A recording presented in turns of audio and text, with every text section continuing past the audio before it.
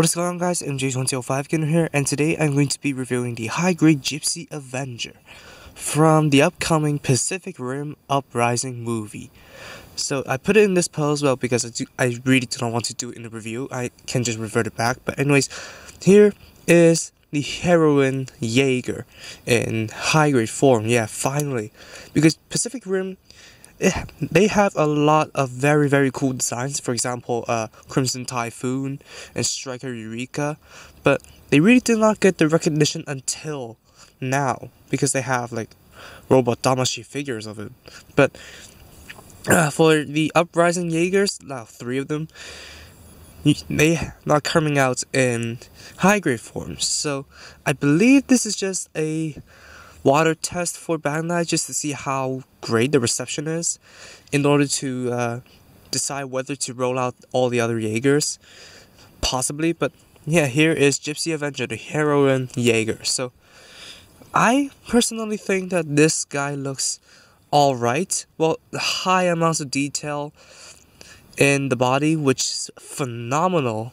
And look at this, the fingers and the hands of the open hand are actually very detailed, which I have never expected them to do this, because the joints are very detailed over here, the finger joints. And yeah, just look at this. And it's a fairly simplistic build. You just put armor pieces around the frame and that's it. For example, the chest, you do not need to really put on too much armor. And the price, it costs an RRP of 1900 yen, which is overpriced, if I may say so, because this guy takes less time to complete than I would do in a Gundam. So to have it priced $150 Hong Kong dollars explicitly, compared to the H2 Magnum's 120, this guy is fairly overpriced, but I kinda see why, because of the quality of the plastic and the amount of detail implemented into it. But anyways, that's it. For stickers, if you want a sleek, straight build, you really don't need to put on any of the stickers, but all the red trim and numbering you see on the body, those are all decals. So yeah, that's the stickers. Seam lines, huge amount. You have one on the thigh with a gigantic thigh, and you do have some on the arms if you do not like put on the sticker to basically revert your focus. Yeah, here, the gigantic seam line down the arm. So yeah, and also the calves over here, or the shins. So you really do want to do a little bit of a touch-up work before you put on the decals on this guy, or before you put it on your shelf. So that's the details for Gipsy Avenger. For the articulation of this guy, the head can go up and down a little bit, just a little bit up and down, rotate a little bit. I don't know what's constricting it. Probably the neck joint in the back. Probably, I don't know. And then the arms can rotate. They can kind of pop out. These are not polycasts per se. They are kind of like middle ground between hard plastic and soft plastic. So basically, this guy's connections is all plastic on plastic, which is very good. And yet these flaps can move. The shoulder armor can kind of move up. The arms can go out that far. Rotation above the elbow, which separates the connection between the arm and the shoulder. Bend at the elbow at 2 joints, which is pretty good. The wrist will rotate and wiggle. The waist, well, this gigantic chunk is connected between 2 points, the torso and the waist. So the torso kind of has a ball joint over here. It can kind of do crunches and stuff. And then the actual thing can rotate beyond its limits. So it will look weird, because I don't know, it's kind of like the muscle tissue, which if you go out of place, it just looks weird. No skirts whatsoever, so you can go so legs going forward, backwards, outwards a little bit. Rotation at the hip. There you can do the funky dance, make it go to the nightclub. Double jointed knee over here. And then the feet can go forwards and back, side to side, rotate a little bit. And these can rotate for no reason. I will explain wider reason in the accessories section, but whatever. The Jaeger, a very good start. Very good start. The waters that they're testing, well, it's yielding positive results. Excuse it during the flop. The accessories it comes with is very constricted. Despite it coming with all the accessories that you would like expect. First of all, well, you have the fist hand for the right hand,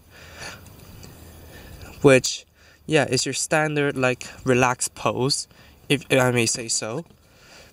It's very generous of Bandai to come up with the open hand though for the signature the fist against palm pose.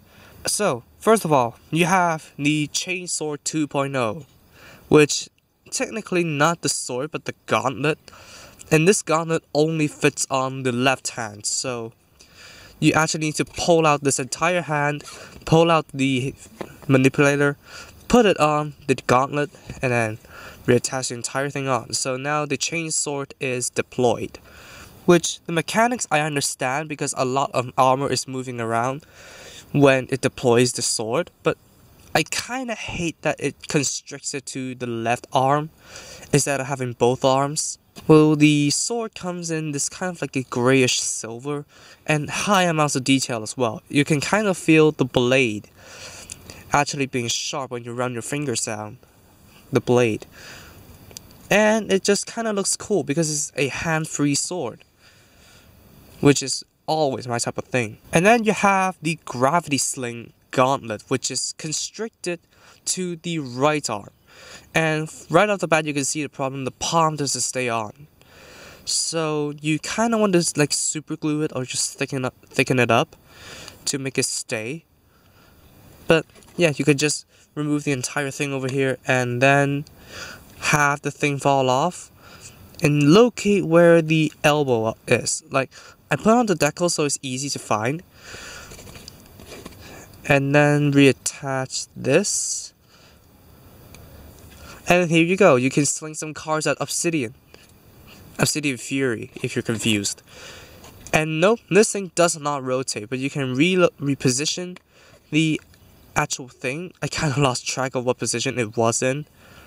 So the palm can be positioned in two types of positions. And then finally you have the plasma caster for the left arm. It is kind of a bummer that you do not get the plasma caster for both arms.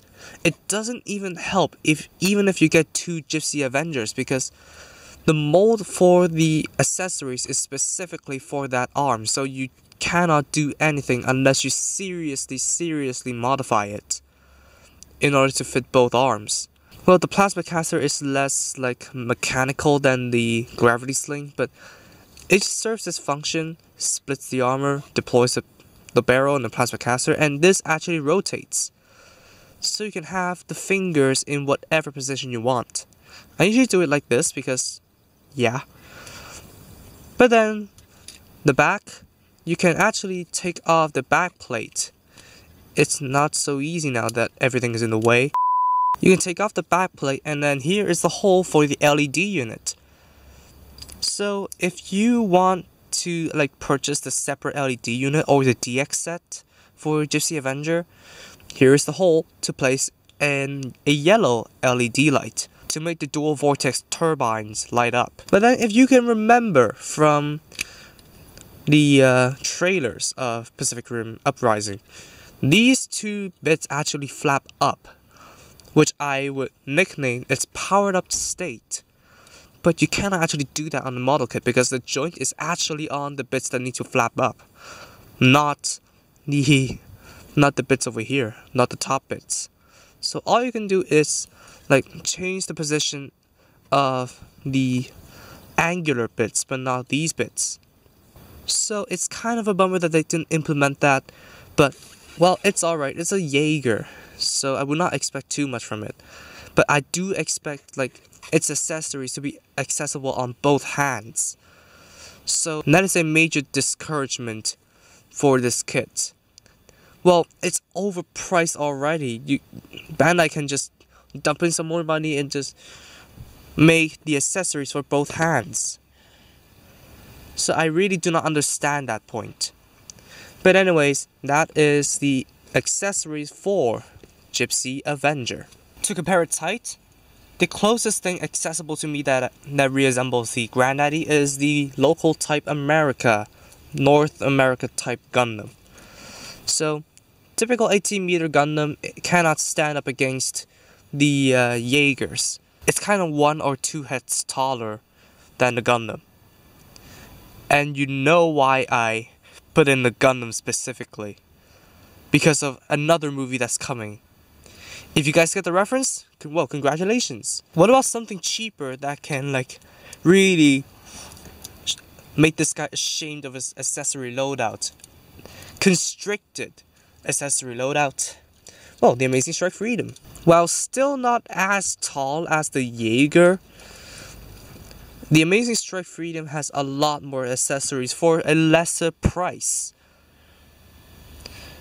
So this guy costs like $120, $130, but this guy costs us $150. This guy takes like 3 to 5 hours to build. This guy takes less than an hour. But anyways, that is the review of Gipsy Avenger. What do I think of this kit? Well, the silhouette is well accurate. The colors are alright. But the accessory loadout, I really hate how like restricted they are. So that is one major downfall for Gipsy Avenger.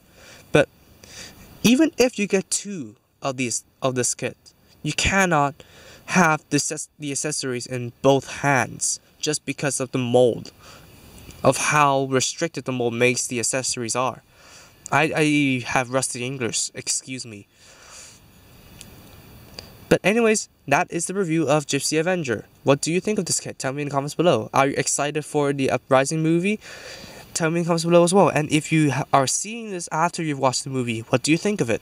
So, thank you all so much for watching this video. If you did like it, please be sure to drop a like, comment, and also subscribe for more model reviews, gunpla news, and all that kind of stuff. Tell me in the comments below whether you want me to review its like evil twin, Obsidian Fury, because I do not plan on getting it as soon as, well, in the near future, because it's just so expensive, more expensive than this guy. But I do plan on getting it eventually, so tell me how eager are you guys for me to review Obsidian Fury. And yes, also subscribe to the featured channels on my channel page if you haven't, and I'll see you all in the next video. Peace out, guys.